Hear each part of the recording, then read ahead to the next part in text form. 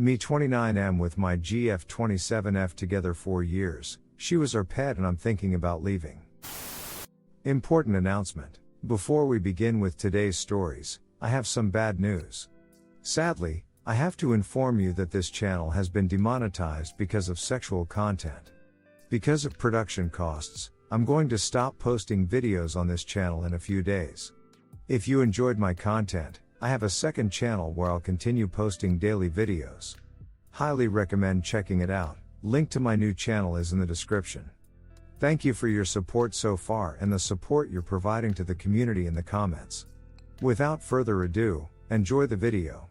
I realize right up front that I'm going to come across as an asshole and I will probably get lots of hate for this, but I'm looking for all points of view. Also, this is going to be very long because I just don't know what to leave out, and honestly I need to vent some. Here is the story. A year ago, actually a year and a month ago, my GF was raped as she was leaving work. Thankfully she was not killed, however her attacker did threaten her with a knife. Fortunately the store she works at had cameras in the parking lot, and between them getting video of the attack and the bank across the street getting the attacker's car on camera, the police were able to catch him within a day. Between the video and DNA testing he did not even contest, he just pleaded guilty in exchange for not receiving the max since there were aggravating circumstances. The knife. The judge gave him a 20-year sentence, and with time for good behavior he can be out in about 10 years. Give or take. I tell you all of that to make it clear that her attacker is no longer a threat. She doesn't have to fear him coming back for her, at least for 10 years or so. Obviously this was a very traumatic event in her life, and while I was not a victim per se, it was also very traumatic for me as well. I can't imagine what she has gone through, and I don't compare my situation to her at all, but I have had severe bouts of depression because I couldn't protect her, and knowing someone else was harming her sometimes was almost more than I could handle. Right after the incident she did not want to see me. I get that. It hurt, but I understood. Her parents picked her up from the hospital and I did not see or hear from her for a week. Which I sort of get, but I think I could have gotten a text or something just saying she was okay. Finally a week and her sister calls me and lets me know that she is staying with her parents and she will be calling me in a couple of days. She never called me. Instead I once again get a text from her sister saying she would like me to come over for a few minutes so we can talk. I get up and go over and am greeted at the door by her mother, who very calmly and very coldly starts laying out to me how I am to act and what I am to say. I am further instructed to not attempt to make any physical contact with her, as in hug or anything. Okay. Again, I get it. Major trauma. I'm sure they have been coached by therapist counselors or something in what to say and do around her, so I play along.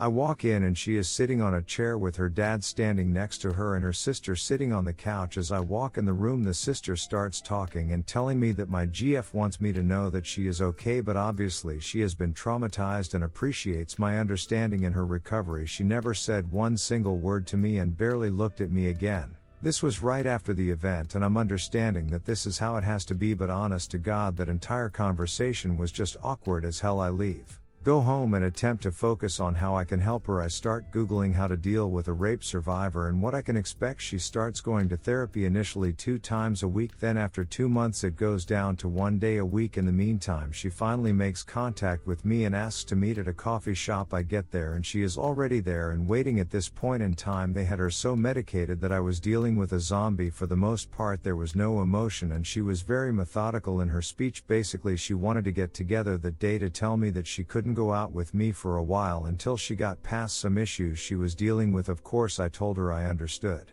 This was almost a month after the attack and this was our first conversation by ourselves, so I was already living under this assumption. I told her I would be there for her and that whatever she needed, whether that be space or a shoulder to cry on or anything, I was there for her. I started to tell her that I loved her and she stopped me. She told me that right now she didn't want to hear that and that I had to respect her wishes. I was once again a little hurt and frankly surprised, but I said whatever she wanted. She starts texting me the next day, little things. Nothing important, but I think it is a big step in getting back to where we were. This goes on for another month and a half. I finally ask her at the month and a half mark if we could meet for dinner. She didn't reply for 2 days and then said that she had to wait for to talk to her therapist. Finally she agrees to this but sets the date for another month away. Now mind you, this is almost 4 months after the attack and so far I've had 1 physical conversation with her in person and 1 bizarre conversation with her and her family. Oh yeah, I need to mention this. I am not being updated on her progress by anyone.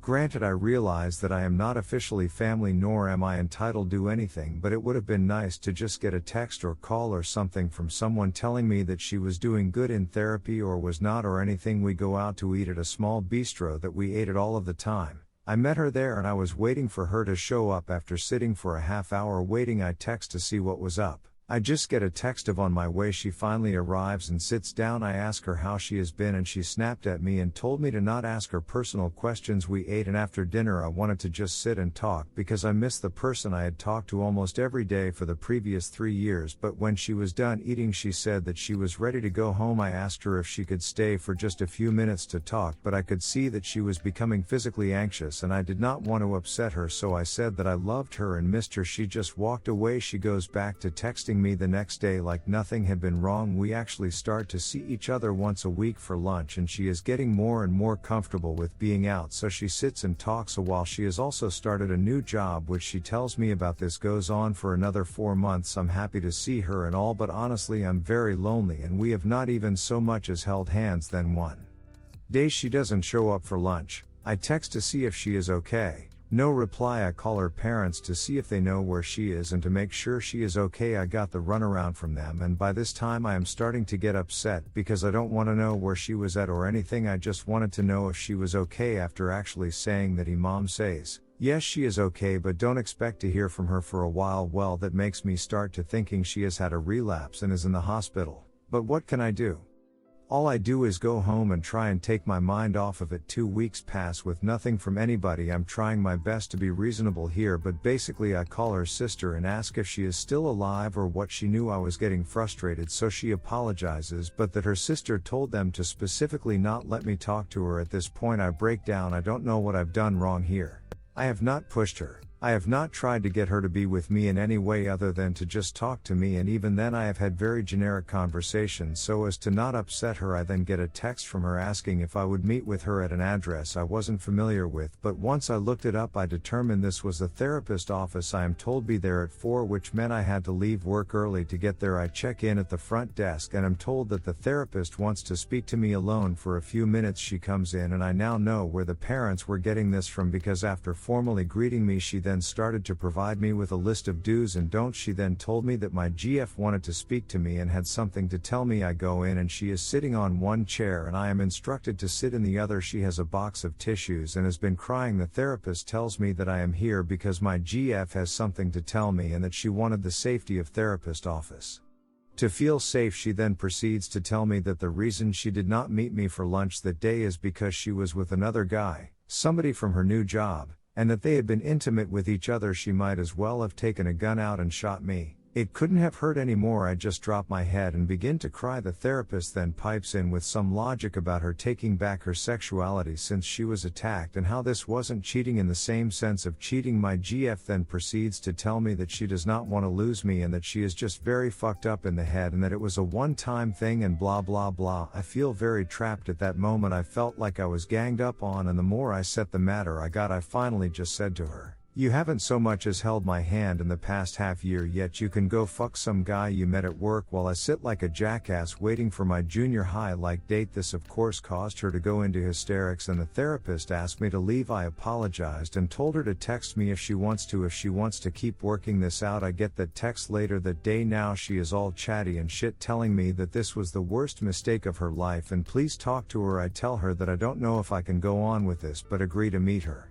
I flat out tell her right up front when I see her that for me to even consider going forward with this, that she has to cut this other guy off, period. She tells me that is impossible because they work together, and I tell her that I'm sorry but I won't even consider it if she is going to see this guy every day. She decides to find another job, and after talking with my sister, who I have told everything to, she said that while it is not common, some women do attempt to have sex after being attacked so that they feel like they have power again. Now why I am the one who she did this with I have no idea, but I know I feel like I am being punished for something I did not even do. She changes jobs and we go back to our lunches, and I do this twice when I tell her that I am getting a little tired of just meeting for lunch and doing nothing else, so she agrees to come over to watch TV with me. That has been it up until tonight. Tonight she came over and we watched 2 movies and ate pizza. During the second movie I tried to give her a kiss, nothing more. Just a fucking kiss. She backs away as though I was a cross and she was a vampire and tells me she is not ready for that yet. Okay. Not my finest moment here, I admit, but I tell her that it's been a fucking year and a month and I have not tried one goddamn thing with her or forced her into anything, and yet she willingly fucked some other guy months ago, but here I am still waiting to hold hands. She of course starts crying, but this time I'm not as fast to apologize. I do apologize for the tone of my voice and tell her that I would never try and force her to do anything against her will, but honestly I feel like I have been kept on the outside. I've been cheated on. I don't give two shits what they call it. She willingly had unprotected sex with someone else and I feel like I have done everything to try and be a supportive BF. I tell her that honestly I don't want her to text me until I decide what I'm going to do. I don't want to be unfair to her, but by the same token a year is a long time and we are really no closer to being back to normal than we were 6 months ago, and I have no idea how long this will go on. Now here is the part where if you didn't think I was asshole before, you will now. I'm just tired of not having sex. Look, I certainly understood not trying anything right afterwards and even months afterwards,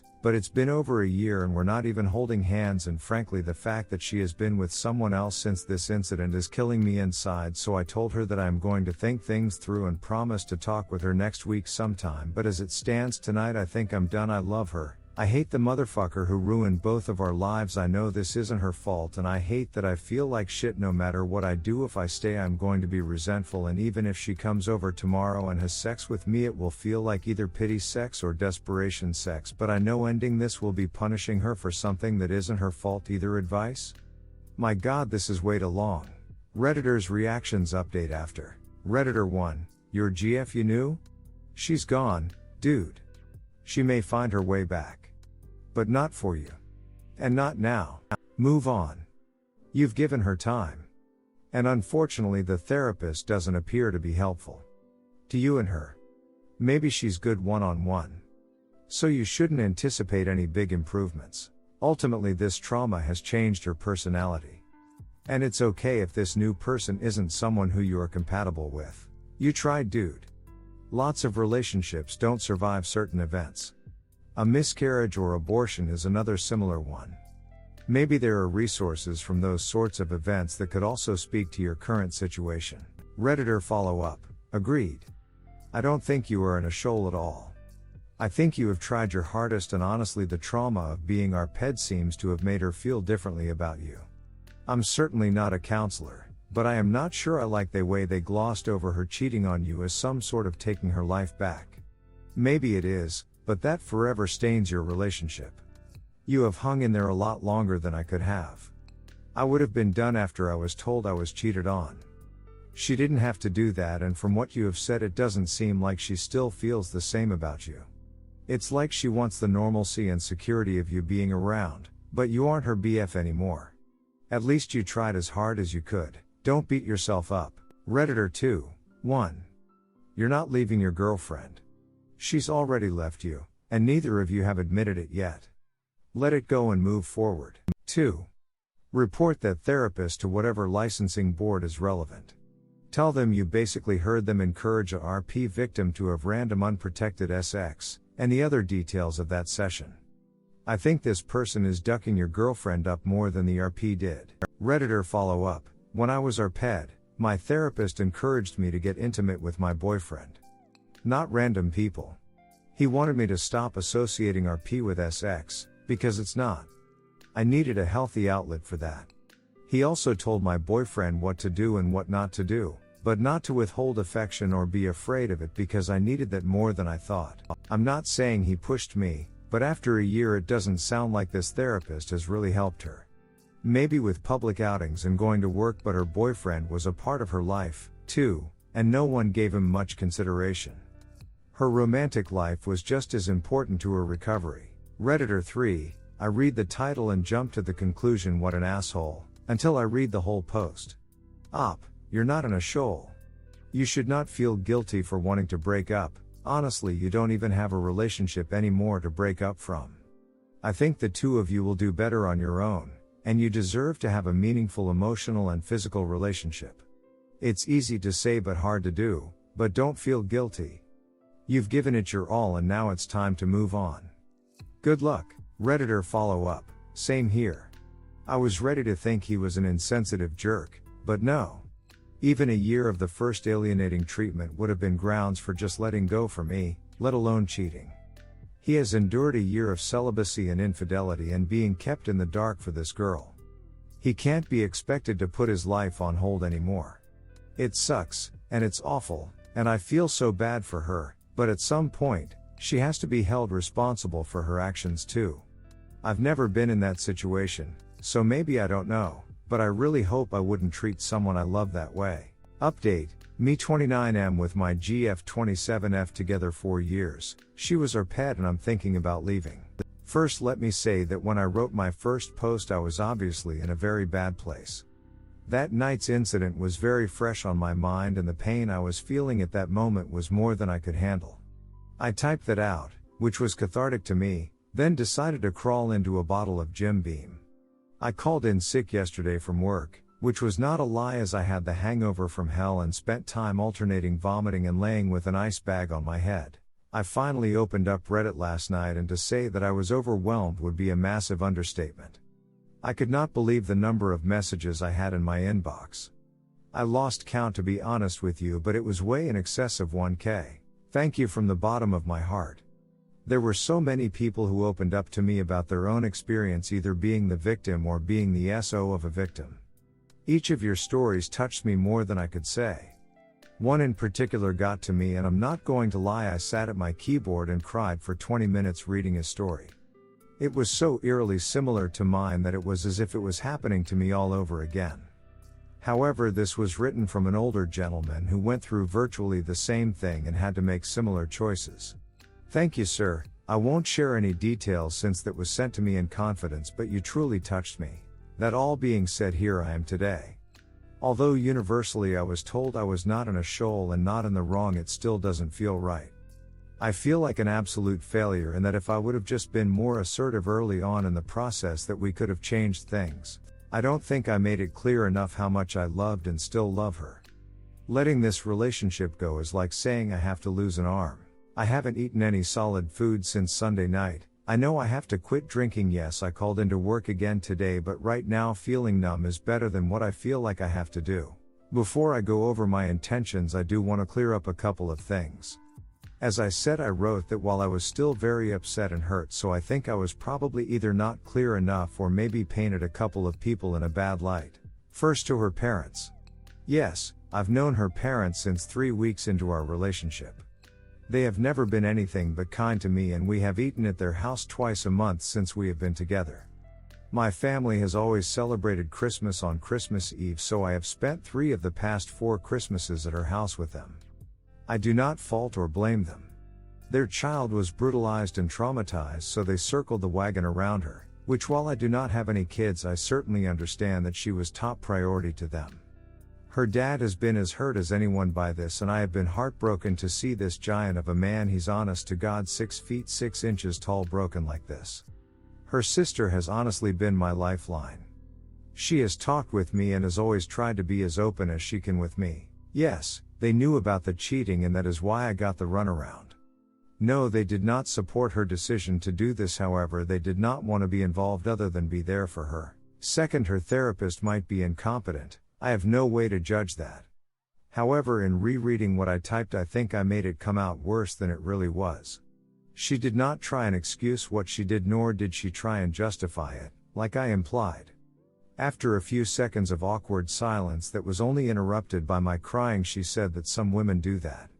Also, I did read where some people thought it was the therapist who recommended she do this, and that couldn't be farther from the truth. My GF told her in therapy what she had done and she is the one who convinced my GF to tell me. They both agreed to do it there so she felt safe. I just wanted to clear those 2 things up because I did not do either of them any justice. My GF was my best friend. I confided in her for everything. I have some work associates that I am friendly with, but I am hundreds of miles from where I grew up and all of my friends are there and either are married or very career driven, so I don't have what you would call a real support network. My sister has been there for me to a point, but there is a real complication to that even. My GF and my sister are best friends. In fact, it's how I met my GF. So while my sister loves me and wants what's best for me, she is also very sympathetic to her friend and doesn't want me to do anything to hurt either of us. She does not support her in the cheating but has tried to basically smooth that over. She does not know though that my GF and myself have not been together sexually since the RP. Honestly, that is none of her business, and I think she would be really disgusted with me if I let her think that this even had anything to do with it. My GF has been blowing up my phone with texts since Sunday night. She is saying everything that I have wanted her to say since about a month after the RP. I've gotten more I love yous in the past day than I have in the past year. I've only responded twice to her. So she does know I'm reading them. That is making the next part very hard to do. I came to the decision last night early this morning that for my own mental well-being I can't do this anymore. Believe me when I say that I know what a failure it is and how horrible it makes me feel. So here is my plan. I know it is chicken-esset on my part, but I have typed a letter and I am going to send it to her therapist along with a note to the therapist explaining what to do for my GF to read in her office. That way there is immediate support for her. I don't want her to be any more abandoned than what I'm going to be doing. That is heartbreaking to type BTW. When she goes for her appointment Friday morning, I will then send emails to her parents and a text to her sister informing them of what is happening so that way they can be there for her when she gets out. Here is word for word the letter I have written her. The only thing that is different is that I am no using her or her therapist real names here. Please read it and let me know if I am out of line or if I am too cruel or if this will trigger any type of mental trauma related to her RP. I have zero intention of inflicting any more pain than what is normal with a breakup. Dear Sarah, I know that this is not the best way of doing this, but honestly if I had to look you in the eyes I know I could not go through with this. I have loved you since the first month we have been together, and the first 3 years of our relationship were the best 3 years of my life. You were my everything, and I know that we had both talked about marriage a lot, and I know and believe with all of my heart that we were going to be married. Nothing would have made me any more happy or proud than to be called your husband. I don't know how to say this because every fiber of my being does not want to say this, but for my own mental health going forward I have to let you go. Believe me when I say that decision did not come easily to me, nor can I say that it is not heartbreaking on my end. I have always and still love you, but I can't be with you anymore. You need to heal, and you need to be able to 100% focus on you while you are healing, and having to worry about me and my feelings is only getting in the way of your healing. I will always hate the bastard who did this to you. He has ruined so many lives that life in prison seems a lot more appropriate than what he got. But I don't get to make that call. I know holding on to hate is not healthy, but he has ruined my life as well as yours. I know you are going to hate me for this. I don't blame you at all. I know that you feel abandoned, but please understand I have done everything in my power to be there for you. I wanted to be more involved in your healing, but for whatever reason I was somewhat excluded from being a significant part of your inner circle. This has left me feeling very lonely and alienated from you and your family. I wanted nothing but the best for you and wanted to be there for you, and I hope I was whenever you would let me. I won't lie, you seeking comfort in the arms of another while still to this day denying me any affection has weighed very heavily on me. I did then and I do now forgive you, but forgiving does not take away the soul-crushing pain that comes along with that. I understand to a point why you might have done it. I don't agree with it and I never will, but I maybe see why. However, that has nothing to do with the fact that we are 1 year and a month past your incident and you still treat me as though I did something wrong or will do something wrong to you. When you withdrew the other night from my attempt at a kiss, I knew then that you were still in need of healing, and I have no idea how long that will be. But I can't put my life on hold indefinitely, which is where we are still. I know it is very selfish of me, but I need affection. I need both mental and physical intimacy. Our conversations have been both generic and bland for the past year, which believe me I can understand why. But we used to spend hours talking about our future and what we wanted. Now at best we talk about what movies we want to watch. What I am doing is in no way because of what happened to you. That event was horrible and was life-changing for you, and I never ever had a second thought about you because of it.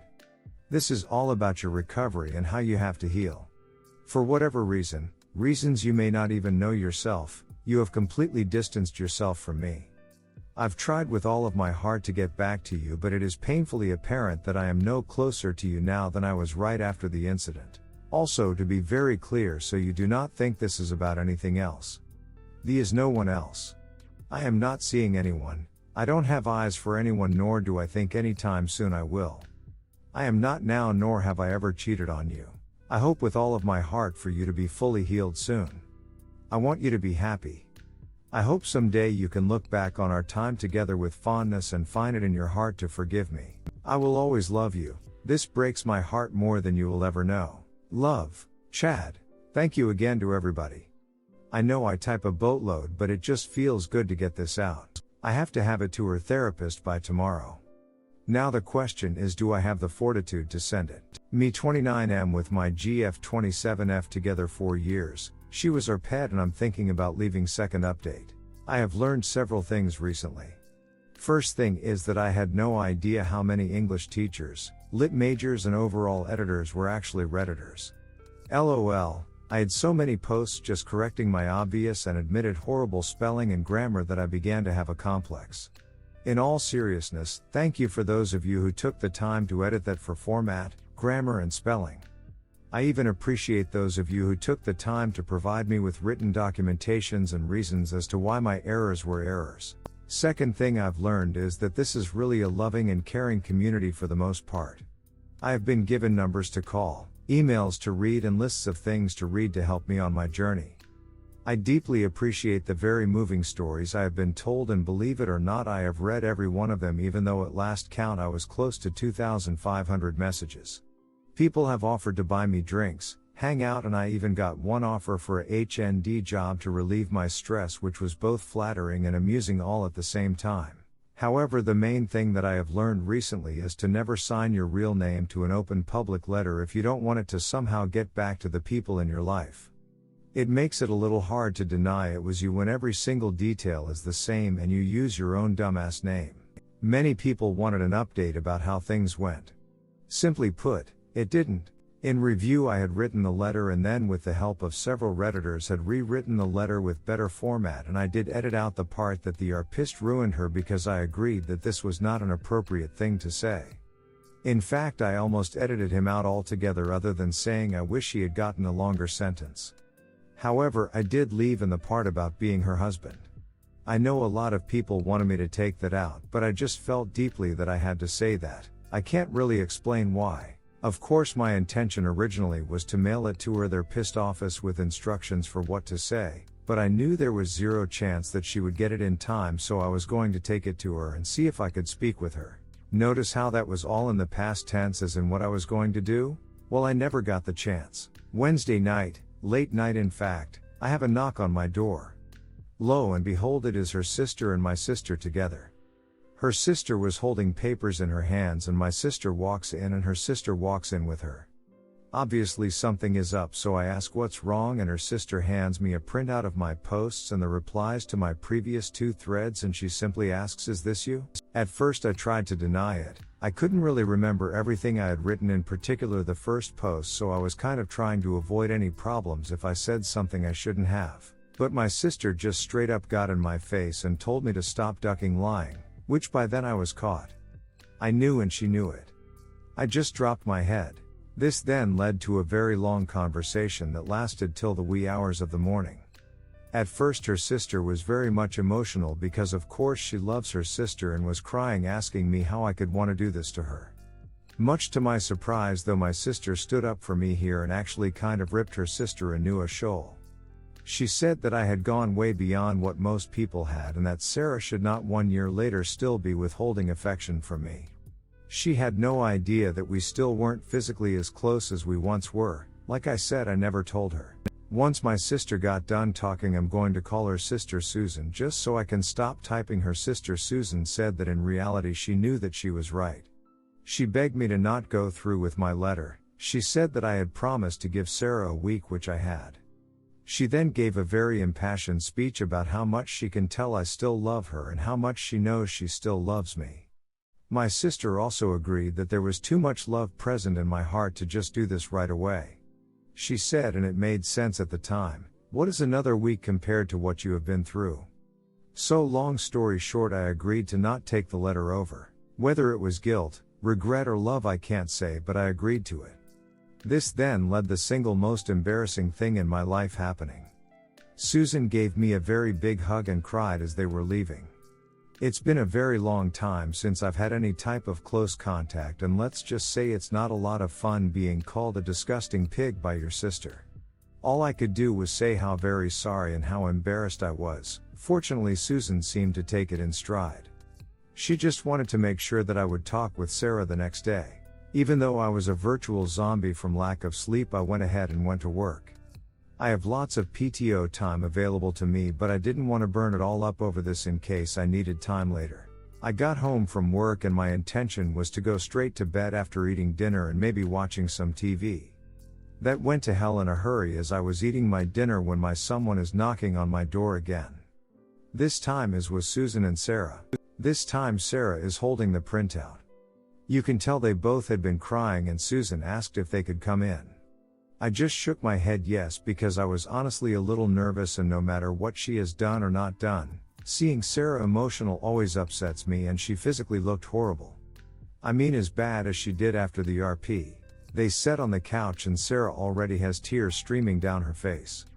We all kind of just sat there for what seemed like an eternity looking at each other. I wasn't going to speak first. I had no idea what to say or do, so I just sat there.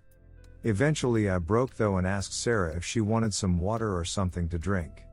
She actually said yes, so I got up and went to the kitchen to get her a glass of ice water, and when I turned around she was standing right behind me. All she said to me was, "Are you really going to leave me?" I couldn't answer, I just looked into her eyes and felt broken and ashamed. We went and sat down, but this time she sat next to me.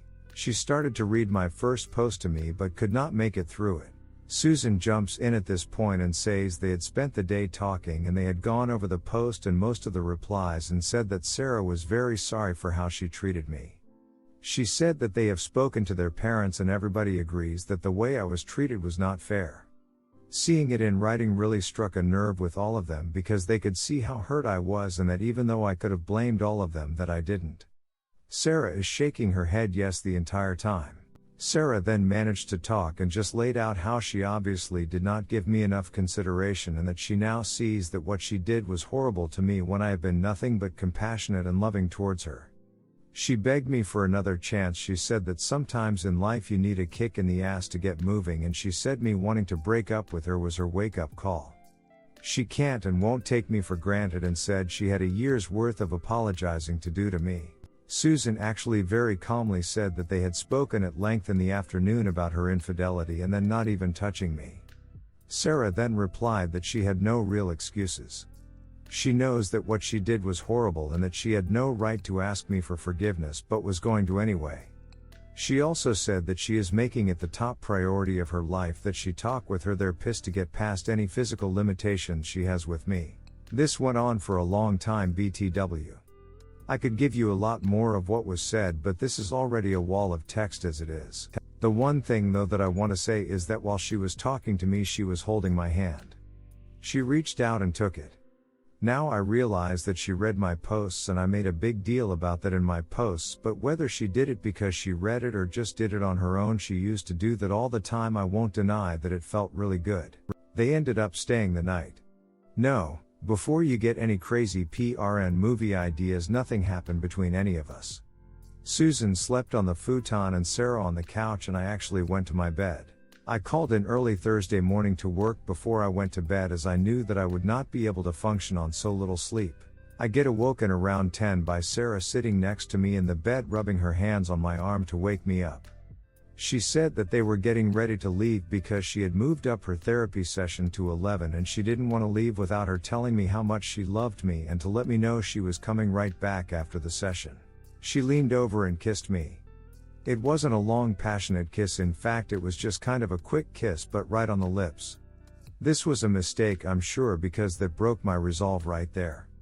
Up until that point I was still holding on to the thought that this was all just words and that it took me threatening to leave her to get her to even pay attention to me. 1 p.m. I got from a RP survivor kept going over in my head that if she was able to come around because of the threat of me leaving, then this was not all due to her emotional trauma, because if it was due to that, then no threat of me leaving was going to change this. But between my sister, her sister, and her, every wall that I was building to protect myself was crumbling, and that kiss pretty much was the wrecking ball that tore them all down. I went back to sleep and around 1 she shows back up at my place carrying lunch. Susan was not in tow, so it was just going to be the two of us. We ended up spending the afternoon together. We ended up spending the weekend together. Yes, you can infer from that what occurred between us. I'll just say that I was probably more scared about it than she was. I was worried about triggering anything or saying or doing anything that would upset her. She, on the other hand, was very loving and emotional about it. She cried afterwards for a good long while, which caused me to freak, but she said it was a combination of joy and regret. That she had forgotten how love felt and it just kind of overwhelmed her. We laid there for hours. She had the recommendation from her therapist for a couples counselor who we are going to start seeing next week. I know this isn't what a lot of people wanted to read, and all I can say is that I'm sorry to disappoint you, and yes, I am prepared for the plethora of name calling from some people, but at the end of the day I have to worry about myself and my happiness here. For the first time in over a year I have been happy for 4 days. I know that this isn't the end, that we are still going to have hurdles to overcome. I honestly believe that this was a wake-up call for her. If not, then why go through all of the emotional drama and turmoil? Wouldn't she just let it go? Bottom line is I love her. I have always loved her, and all I wanted was for her to show me she loved me as well. This past weekend was a really bonding experience for me and for her as well.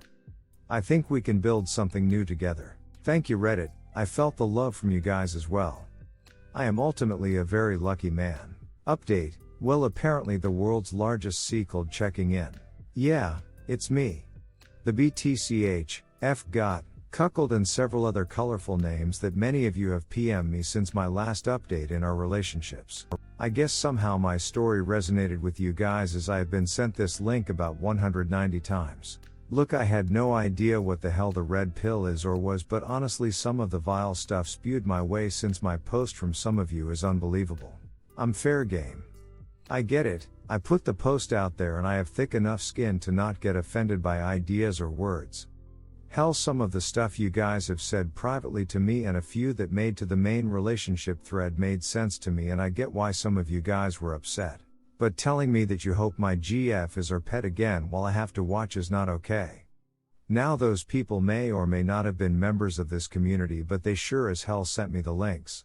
Like I said, call me whatever you want, but seriously, is advocating the RP of a woman what you guys stand for? I sure as hell hope not. Reading some of the articles on the sidebar of your main page has provided me some decent info. I can't say I agree with everything, but I certainly think I could benefit from looking at things from a different point of view. So here is the question part of my post for you. How do I take back control of my part in her life? I will freely admit that I ducked up big time when this all went down. I felt helpless and hopeless, and all I wanted to do was help her and do what it was everybody was telling me to do. It was a mistake. I should have been more assertive and taken a firm lead in helping her through this. I abdicated my spot as the man in her life even though I thought I was doing the right thing by her. Please spare me the dump the bitch or lose the hoe posts. This is my choice, and I'm right now choosing to take back what was my place in her life. If it blows up in my face, then it's on me. I am going into this with my eyes wide open. P.S. Also, since I know that one of the things that sticks in everyone's craw is the cheating, believe me, I hate it as well. I can say this. There is a new development on that front. I am going with her again to her therapist on Friday for more info. I'll just say it now. If it was ongoing or more than one, I'm out. No questions asked. I don't give two s, it's what either sister has to say about it. Bash away. Edit. Guys, I have been reading and watching videos for hours now. I would like to express to you Lala gratitude for directing me to his article about defeating the enemy mindset. I shared with him why that really hit me hard, and this was well before she was attacked. As to hiding the fact that I was here because they will know it due to my history, I don't really care. From what I've read and seen, the reality is that the vast majority of what this is about is self-improvement. Sure, there is some women are the enemy vibes I get, but I honestly think at the core this is about being a better man. I've really seen some grievous errors I've made in the aftermath of this. I've just got some thinking I need to do. Redditors' reactions. Redditor 1, well, good luck. But Sarah, if you are reading this, I have no respect for you as a person. At all. I'm also a survivor of the same crime you experienced. I know everyone heals differently and no two are the same. But come on. You took advantage of this guy for over a year. I don't care what kind of trauma you went through, nothing justifies having complete disregard for a devoted partner for a year. And you cheated on him, while simultaneously standing him up. You should be so ashamed of yourself. You don't ever get to use your trauma as an excuse to actively hurt someone you love. Ever. You decide how you will let this affect you from here on out. You could have decided months ago to not let this take over your life, but you didn't. You allowed yourself to be coddled for months on end. You are a child at best. How long were you planning on leading him on while you went out and took back your time-uality? The fact that you manipulatively asked Op if he was really going to leave you after everything you did to him, shows that you still are refusing to take responsibility. If you had any respect for him or yourself, you would have manned up and walked away as soon as you realized you needed to have time with other people. I'm sorry, but you are pathetic if you keep using this incident as an excuse. Please seek out a different therapist since the one you have been working with hasn't helped you move forward at all in the last year. That is the definition of not working. How dare you continue to still do this to the person who loved you so much? You don't deserve Op. You already left him. Let him go so he can find someone as loyal as he has been. Edit. What are you going to do if something traumatic happens to you if you have kids, since Op says he would have them with you in the future? If something happens to Op when your family isn't around to baby you? Will you just curl up and die and neglect your kids? Of course, as soon as someone tries to take them away, all of your involuntary PTSD triggers preventing you from being a functional person will magically no longer be a thing. Shame on you. You have no business being in an adult relationship until you learn to be an adult, not a little girl. No one can break you unless you let them. Edit 2 to her sister. If you're reading this, I believe Sarah's family and therapist were absolutely detrimental and irresponsible. Since I never had the vindication of convicting my attacker, part of my healing was to become a certified volunteer RP advocate, the people who meet the victims at the hospital and support them through the RP kit, exam, preventative STD treatment, police reports, and court appearances. The first thing they teach us in training is that if we encounter a victim who is hysterically upset, we should never swoop in and coddle them. Be warm and supportive, but it is vitally important that they pick themselves up off the ground. Support, but don't be a crutch. They have to find it in themselves to stand up and decide to move forward. That's the first step to taking back control. PSA. Same is true for victims of domestic abuse. It doesn't sound like she ever got this. Her family immediately did this for her and put her in front of a therapist who didn't show any interest in helping Sarah develop the tools she needed to help herself. Her sister and parents should be ashamed of themselves for enabling this for so long. That being said, she never knew how Op felt because she never ducking asked. Nor was he allowed to talk to her about it. She got too used to being the broken victim and not having to take any responsibility for herself. After a year, it's pathetic and indicative of someone who doesn't want to get better. Several months later, she was still behaving like some girls' worst-case scenarios act in the first 24 hours. In all the time I volunteered, I never saw someone that bad off even a week later. 100% fine? No, usually not. But they are able to ducking speak for themselves. Sorry, but that's on her, not the RP. Redditor 2, look, no one knows this situation better than you.